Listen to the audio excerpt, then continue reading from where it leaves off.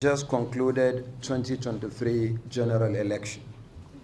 Following the conclusion of the election, the time has come for introspection, stock-taking, review, and evaluation. Since the conclusion of the election, diverse opinions have been expressed by political parties, candidates, observers, analysts, and the general public on aspects of the elections that took place in February and March. Such diverse opinions should normally be expected, and the Commission welcomes all of them insofar as their purpose is to improve the future conduct of elections and to consolidate our democracy. The Commission has consciously not joined in these commentaries in the immediate aftermath of the election for several reasons. First, our preference is to listen more and draw lessons rather than join in the heated and often emotive discussion on the election. Second, since we plan to conduct our own review of the election, we see no need to preempt the process. Third, the Commission would not want to be seen as defensive or justificatory in joining the ongoing discussions. Finally, and perhaps most importantly, several issues around the election are sub judice, and it is not the intention of the Commission to either undermine or promote the chances of litigants in the various election petition courts beyond what is required of us by the legal process. Indeed, practically anything coming from the Commission could be cited by litigants as either justifying their claims or an indication of bias against them. The foregoing notwithstanding, it is appropriate at this point to make a few broad remarks about the 2023 general election as we commence our review of the same election. In doing this, it is necessary to look at the entire process before, during, and after the election to make an informed assessment. Granted that events on election day are probably the most important in terms of optics of elections, it is also very essential to look at the totality of the process. This is necessary if we are to learn the full lessons of the election going forward. Compared to some previous elections, we believe that the 2023 general election was one of the most meticulously prepared for in recent times.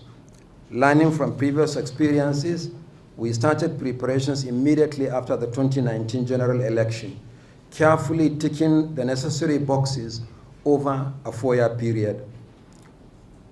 It is the need to learn from both the positives and the shortcomings that makes the stock taking that we are embarking upon today very essential. Among the positive stories is that the security challenge which threatened to derail the elections did not materialize. Concerns that the polls will be disrupted by the perennial insecurity across the country fizzled out on election day, as the elections were largely peaceful. Despite currency and fuel challenges and widespread attacks on our personnel and facilities nationwide, the Commission proceeded with the election as scheduled. The first set of elections, the Presidential and National Assembly, held as planned for the first time in the last 4 general elections conducted in the country. Accreditation using the bimodal voter accreditation system, the BVAS, has generally been scored very high by voters. Our records show that the success rate of the BVAS accreditation stands at 98% compared to the smart card readers' 29.2% during the 2019 general election. Above all, despite the divergent opinions about the outcome of the election, the overall outlook suggests that it is fair reflection of a complex multi-party democracy. We wish to remind Nigerians that elections were held for a total of 1,491 constituencies, made up of 1 presidential 28 governorship, 109 senatorial, 360 federal constituencies, and 993 state assembly seats. Our record shows that these elections have produced the most diverse outcomes ever produced since 1999. Today, 5 political parties produce state governors. 7 parties won senatorial seats. 8 are represented in the House of Representatives, and 9 in the state houses of assembly. Clearly, the 10th National Assembly is certainly the most diverse in party representation since 1999. In some states around the country, different political parties control the legislative and executive arms of government. What is clear from these records also is that the days of single-party dominance of our national politics are probably gone. Furthermore, many prominent candidates lost in the constituencies they contested, and political parties lost in some of their presumed strongholds. Still, we must acknowledge that there were some challenges which were structural, infrastructural, and human in nature. Indeed, it is in furtherance of our determination to address the challenges as we prepare for future elections that the Commission is commencing its post-election review engagements today. We are presently looking at all the evidence of infractions during the election, including the prosecution of electoral offenders. We are looking at the activities of all actors involved in the election, including some of our high-ranking officials. I can confirm that the Nigeria Police concluded its investigation of the conduct of our resident electoral commissioner in Adamawa State and submitted the case file to us. Appropriate action will be taken in a matter of days, and Nigerians will be fully informed. I can also confirm that we have received 215 case files from the Nigeria Police following their arrest and the conclusion of investigation into electoral offenses arising from the 2023 general election. We are working with the Nigerian Bar Association, the NBA, to prosecute the alleged offenders. Already, the Bar Association has submitted a list of 427 lawyers across the country who have volunteered to render pro bono services to the Commission. They are not charging legal fees, but by mutual agreement, the Commission will provide a token amount to cover for filing fees and other expenses. We are grateful to the Nigerian Bar Association. We are grateful to the Nigerian Bar Association and its president, Yakubu, Senior Advocate of Nigeria, for this historic collaboration. Similarly, we are working with the Economic and Financial Crimes Commission and the Independent Corrupt Practices Commission on the prosecution of cases relating to vote buying and associated violations. In the next few weeks, several internal debriefing meetings will be held, culminating in engagements with stakeholders.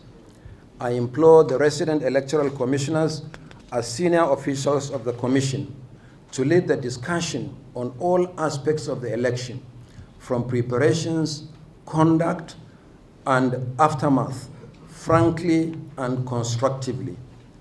Among other issues, I expect you to cover such specific areas as 1, operational processes for the continuous voter registration and the general election, including planning, organization, coordination, and evaluation of activities, focusing particularly on such specific issues as the issuance of voters' cards, logistics, delivery of materials, deployment of personnel, and so on and so forth.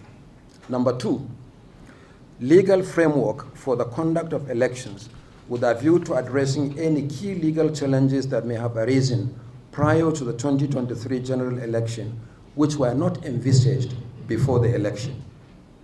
3, technologies deployed in the electoral process, including Inec voter enrollment device, the IVED, the Inec result viewing portal, the IREV, bimodal voter accreditation system, the BVAS, party nomination portal, observers, media, and polling/collation agents accreditation portals, focusing particularly on their performance. 4, effectiveness of overall administrative procedures and channels within the Commission in the coordination and execution of pre-election, election, and post-election activities. 5, political party registration, party primaries, and nomination of candidates for the 2023 general election, as well as monitoring of the processes. 6, process of recruitment, training, deployment, and performance of all categories of ad hoc staff during the continuous voter registration exercise and the general election. And 7, strengthening the Commission's cooperation and relations with other bodies, including ministries, departments, and agencies, and non-governmental organizations, and any other issues in the electoral process that are likely to impact on the work of the Commission in future. In line with our policy, at the end of the internal review and engagement with stakeholders, a comprehensive report will be published by the Commission. Furthermore, the Commission has so far received reports from 54 accredited national and international observers. We will give equal prominence to all the reports and review them in a holistic manner to ensure that necessary lessons are learned from their conclusions and recommendations. As a Commission, we hope to continue to count on the support of stakeholders to improve the electoral process in Nigeria. Our work in Inec is enormous. As resident electoral commissioners, you are no doubt aware that there is no election season in Nigeria any longer. Numerous off-cycle and by-elections are held throughout the period between one general election and another. Even as we commence our review of the conduct of the 2023 general elections, and barely a few weeks after the inauguration of the National and State Houses of Assembly, we are already confronted with 4 by-elections as a result of resignation in the case of Surulere 1 Federal Constituency of Lagos State and death in respect of Jalingo Yorozing Federal Constituency of Taraba State, Chibok State Constituency of Borno State, and Chukun State Constituency of Kaduna State. Furthermore, the Commission is preparing for 3 off-cycle governorship elections in Bayelsa, Imo, and Kogi states, which are scheduled for the 11th of November 2023. We have already published the final list of candidates for the elections, and campaign in public officially commenced on the 14th of June 2023. The Commission will soon commence the regular stakeholder engagements ahead of the elections. Let me at this point specifically reiterate to the resident electoral commissioners that we are commencing these debriefings with you because you are central to the conduct of elections. Many of you performed very well during the general election under extremely challenging circumstances. I commend you for that. However, a few of you did not properly manage the tasks lawfully bestowed upon you, for which the Commission has taken some administrative action. And that's why some of you, the resident electoral commissioners, are not at this meeting today. I urge you to continue to remain loyal to your oath of office. Once again, I welcome you all to this meeting